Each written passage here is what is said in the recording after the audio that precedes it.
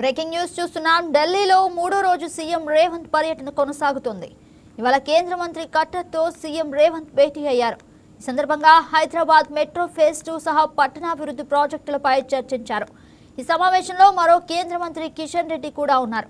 Metro phase 2 నిధుల విడుదలకు కేంద్రం నుంచి సానుకూల సమాధానం వచ్చిందని సీఎం రేవంత్ తెలిపారు. హైదరాబాద్ మెట్రో రైలు మొదటి దశను స్వాధీనం చేసుకోవడంలో కీలకమైన కొత్త రుణం మంజూరుపై ఈ సమావేశంలో స్పష్టత వచ్చే అవకాశాలున్నాయి.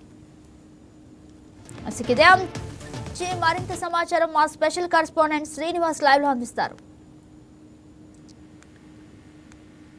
గుడ్ మార్నింగ్ శ్రీనివాస్, చెప్పండి.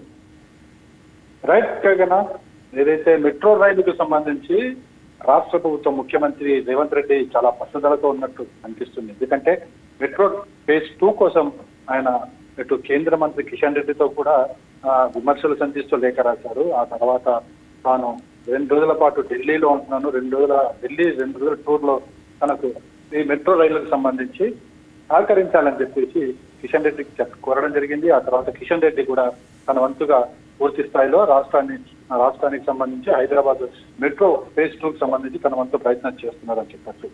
నిన్న ఏదైతే రైల్వే శాఖ మంత్రి అశ్విని వైష్ణవ్తో కూడా చర్చలు జరిగాయి. చర్చలు కూడా సానుకూలంగా ఉన్నాయని చెప్పేసి స్వయంగా ముఖ్యమంత్రి రేవంత్ రెడ్డి చెప్పడం జరిగింది.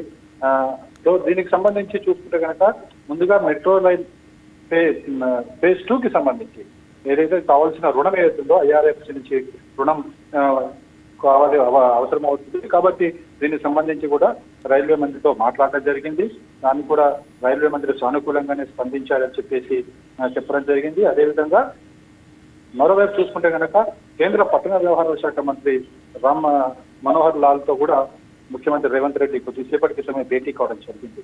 ఏదైతే రాష్ట్రానికి సంబంధించి గృహ నిర్మాణం కావచ్చు, అదేవిధంగా మెట్రో రైల్ ఫేజ్ 2కి సంబంధించి కావచ్చు, ఢిల్లీలో కేంద్ర ప్రభుత్వంతో కేంద్ర మంత్రులతో జరుగుతున్న చర్చలు సానుకూలంగా ఉన్నట్లుగానే కనిపిస్తుంది.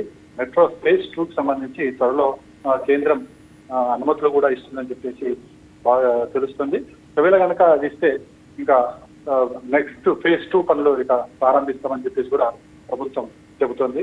మరోవైపు ఏదైనా మూసీ పరివాహకు సంబంధించి ఏదైతే కేంద్ర ప్రభుత్వం రక్షణ శాఖకు సంబంధించిన భూములు ఇస్తామని సానుకూలంగా స్పందించిన మీద అందుకు రాష్ట్ర ప్రభుత్వం కూడా కేంద్రానికి కృతజ్ఞతలు కూడా తెలియజేసింది. మొత్తానికైతే మెట్రో ఫేజ్ 2కి సంబంధించి ఇటు రాష్ట్ర ప్రభుత్వం చేస్తున్న ప్రయత్నాలకు కేంద్రం సానుకూలంగా స్పందించడం, ఇటు ప్రభుత్వం కూడా సానుకూలంగానే ఉందని చెప్పొచ్చు.